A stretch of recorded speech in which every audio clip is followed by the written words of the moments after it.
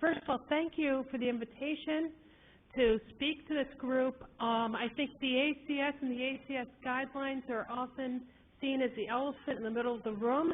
Depending on who you are, we're either constraining what one can do by setting up a lot of guidelines that a certified major must have, or we're providing opportunities for programs to gain the resources and the infrastructure they need and some guidance in terms of what it means to educate professional chemists. And so what I thought I'd do is just give a sense of who the committee is, what we're doing, and it turns out we're in the process of revising the guidelines right now, and so give you a sense also of where we're heading moving forward. And really the revision process, we're about halfway through, and it's really at a point of conversation, and so I'd really appreciate feedback from everyone in terms of what we're thinking about. So the CPT was developed out of ACS committee that was, or directive that went out in 1935, that the ACS wanted to establish a committee for accrediting educational institutions, and basically was established in 1936 as the equivalent of an accrediting body for undergraduate chemistry programs.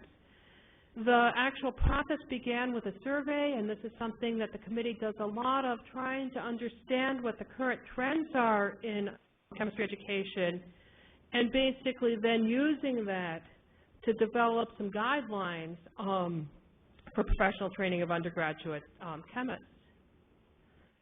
So our goals are really consistent with where we started. It's primarily to promote and assisting the development of high standards of excellence in all aspects of post-secondary education, undertaking studies important to their maintenance, and then collecting information on trends and developments in modern chemical education, and I'll share with you some results of a very recent survey that we did.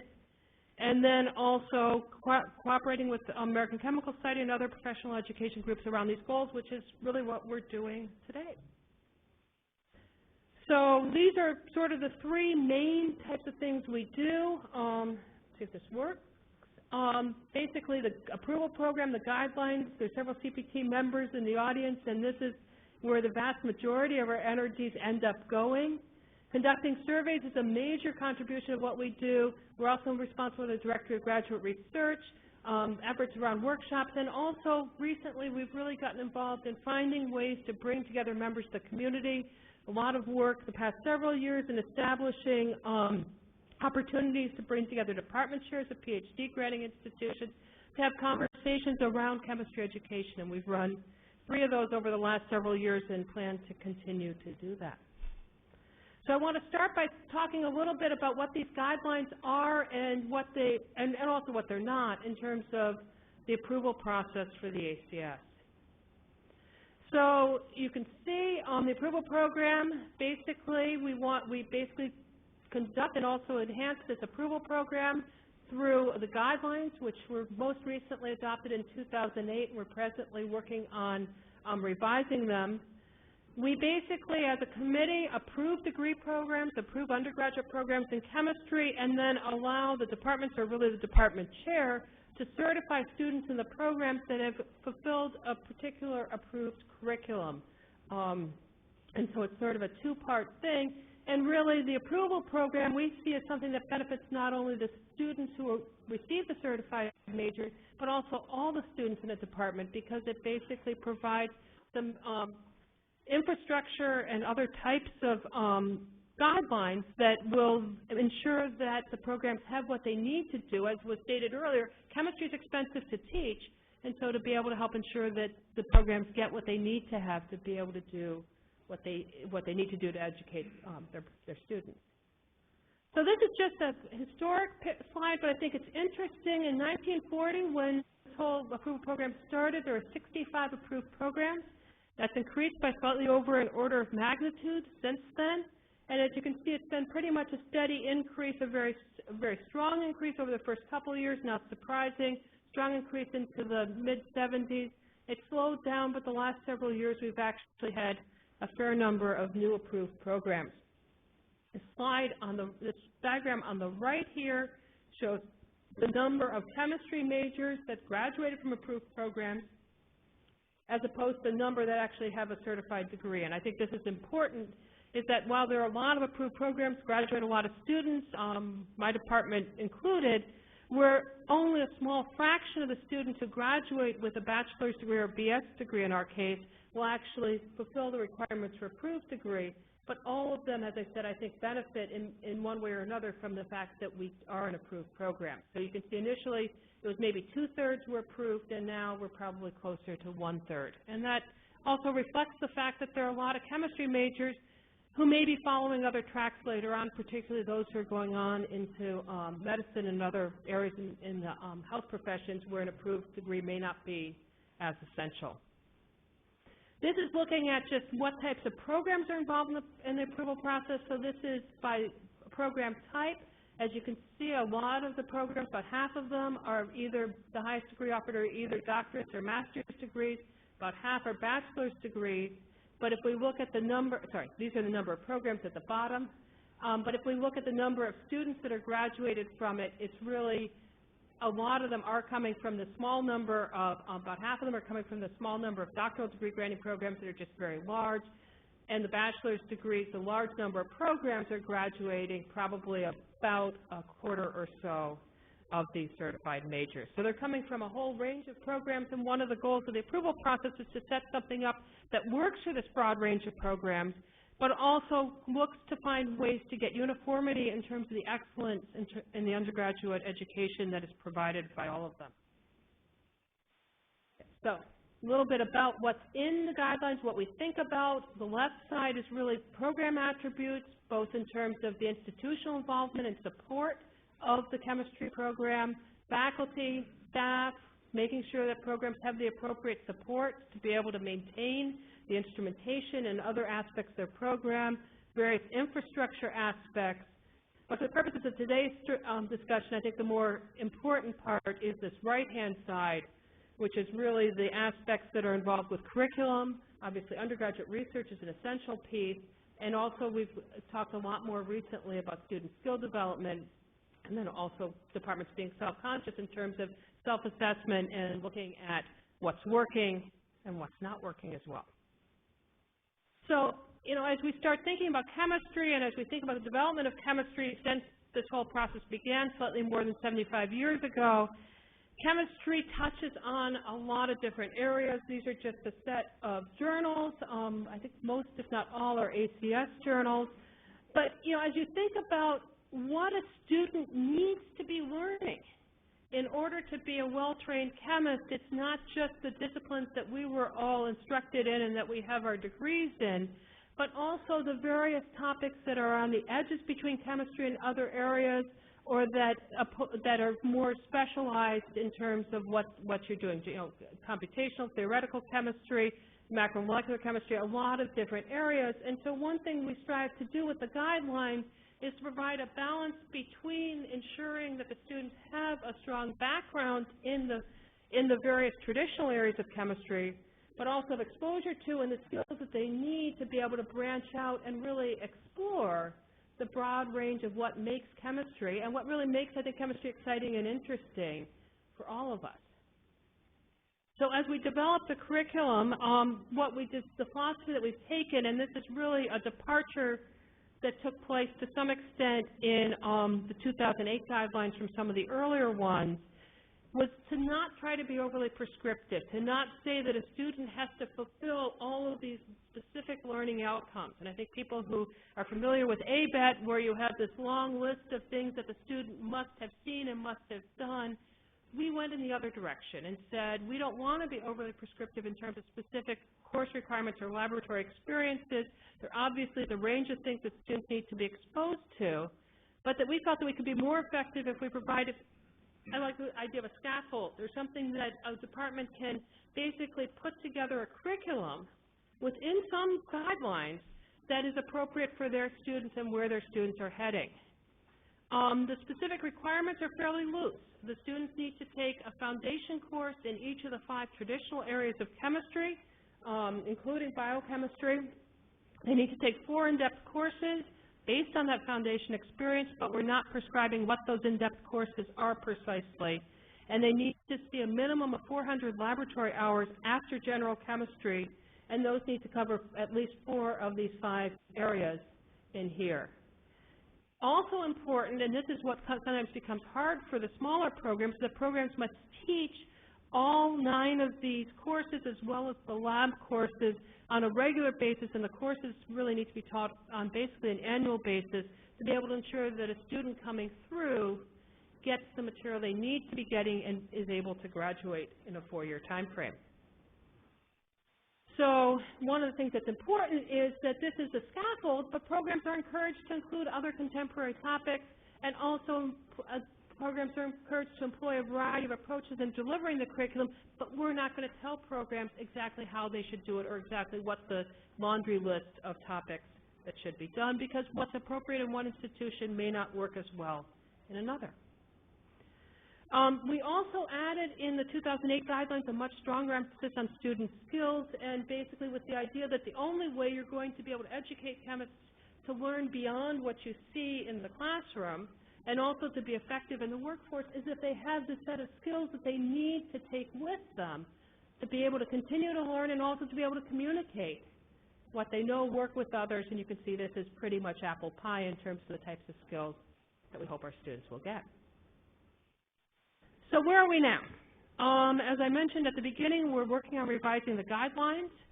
We hope to adopt the new edition of the guidelines roughly a year from now. This process began with a survey that was sent out to all of our approved programs looking at the impacts of the 2008 guidelines. The response rate of the survey was almost 2/3, and anyone who's run a survey will realize that 2/3 is a pretty high response rate, and that I think is indicative of how important these questions are to the community.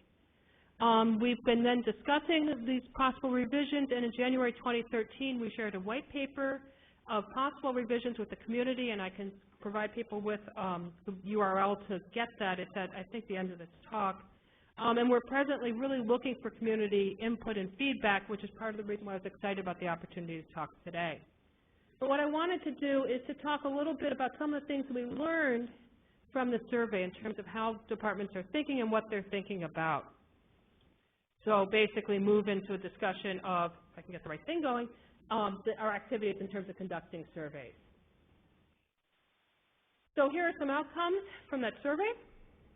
One of the first things we asked is, ask programs, how have they changed their curriculum? What changes have they made in response to the 2008 guidelines, including things like introducing new pedagogies, adding new courses, new degree tracks for the students, changing requirements for certification. About 85% responded that they did, and one can think of any number of reasons that programs might have. Our program has done a lot of changes because we changed our academic calendar, and so I'm not sure how much the guidelines actually played in, but there are a number of different, obviously, motivating factors. There are also some changes in the laboratory, but as I said, it's hard to sort out exactly where the changes initiated from at the end of the day. Overall, I'd say that the curricular changes were relatively modest, and we can, I think, attribute it probably to 2 primary factors. One is that the guidelines were released in early in 2008, only about 4 years before the survey went out, and so there wasn't a lot of time. The other challenge was that I think all academic institutions have been facing a lot of stress, particularly economic stresses, in the last 5 years, and it was not an opportune moment to make a lot of changes in terms of what we were trying to do. Some other questions we asked in terms of programs if they were having any trouble offering this curriculum, offering as many courses as required every year. Most of them said they were not. About 25 to 30% were experiencing trouble, and these were typically from programs that were the smallest. At this point, the requirement is that for an approved program, they must have 4 full-time faculty. That's small. That's roughly 5% of our program. We're floating the idea of increasing the minimum faculty size from 4 to 5 with an idea that this would need to be in effect by 2025, so 10-year time horizon for doing it, recognizing that it's really hard to offer an approved program and to do everything a faculty needs to do and maintain the excellence with only 4 individuals. And so this is a suggestion. This has not been adopted yet, and I should say this was something we also floated when we did the 2008 guidelines and backed off of because of community pushback. One of the areas I think of a lot of interest and a lot of discussion is online courses, virtual laboratories. This is really looking at how who's offering it, and then we'll look at how they feel about them. This is obviously a year old. I think a lot has happened in the last year, and so these numbers may be a little bit dated. But what you can see is that looking at the various areas, the number of courses that are taught, labs that are offered in this way is largest for the first-year courses, probably not surprising, but it's a relatively modest number of programs that are offering online courses and even a smaller number of institutions that responded that are offering the virtual laboratories.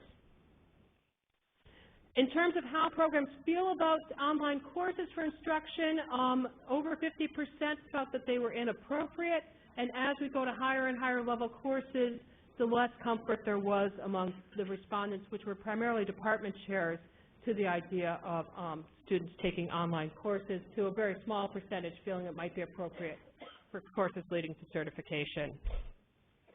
Similarly, with the laboratory, maybe okay in a limited supplementary role, but as you start thinking about replacing either introductory labs, and these really are zeros, replacing higher level labs, again, a lot of discomfort among the respondents.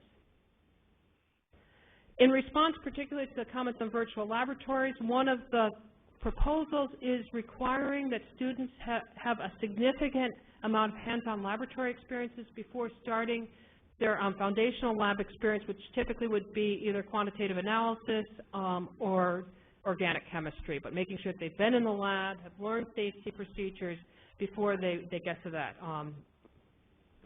And so that's one of the other things we're floating. This is a busy, complicated slide, but this is looking at undergraduate research. I think almost everyone is comfortable with the idea that undergraduate research is a great experience for students. Very strong consensus that this is something that would be good for students to be required to do, but especially with programs where a large number of their students are being certified, there's also the sense that this would be very hard to do. And so as a committee, we started asking, what is undergraduate research providing, and why do we think it's important? And I think one of the big things is that it's providing a way to pull together all the student skills, all the ideas that they've obtained, also maybe having a little bit more personalized experience. And so one of a second or third proposal, I guess now, is that what we're proposing is to introduce not a requirement for undergraduate research, but a requirement that all certified majors engage in a capstone experience. This could be undergraduate research. It could be a course. A number of programs are already offering such courses. It could be mentored teaching, which then benefits not only the students who are about to graduate, but also the students who are coming up through the program. A few other things. I'm a physical chemist, and one thing that a lot of people were uncomfortable with was this idea that only formally 1 semester of physical chemistry, 1 semester of organic chemistry is currently required, and that is down from where it had been previously, and this was a compromise to try to make the curriculum flexible. We asked the question how many programs had gone to a 1-semester integrated sort of comprehensive foundation course in either organic or physical chemistry. About 4% had developed a 1-semester integrated foundation course in organic chemistry. About 1% reduced the requirement for physical chemistry for at least to 1 semester for at least 1 degree track. A small number of programs are thinking about doing this. My guess is the larger number for organic chemistry is in response to some of the HHMI AAMC recommendations, which Joel Schulman will be talking about later today. But at this point, this doesn't seem like something that a lot of programs are pursuing. Some other things that we're proposing to look at and change, taking the skills emphasis and boosting the importance of that, also adding additional emphasis in the areas of information retrieval, safety, and also leadership opportunities for the students. We've also looked at changing our instrumentation requirements, requiring obviously the students have exposure to NMR, but that the NMR may be off-site for some programs, especially given the cost of cryogens if one's looking at high-field NMR. and also, but then replacing that with the requirement that students have exposure to at least one instrument in each of these 5 areas, and you can read this as well as I can. So that's basically where we are, and just a summary comment, the guidelines in general, and in particular the current revision process, I really see as a community activity. I'm excited about this opportunity today and tomorrow to really engage in some conversations on where we should be going and can be going in terms of undergraduate chemistry education. We really appreciate comments, suggestions, either while we're here or later on if you think of things, and this is the email address to send these to. And then in closing, I'll bring the slide back up. I just need to thank the committee. Several of us are presenting here, and I put our names in bold. But it's really a great committee, and although the 3 of us are all from large PhD granting institutions in the Midwest, we really do have representation from a large number of institution types and organizations. And I should mention John Kosrich just stepped off the committee after having served on it for I'm not sure how many years, but it was probably more than a decade. And we do also have industrial representation. So that's all I have prepared. I'd be happy to answer questions. And again, thank you for the opportunity to speak to you.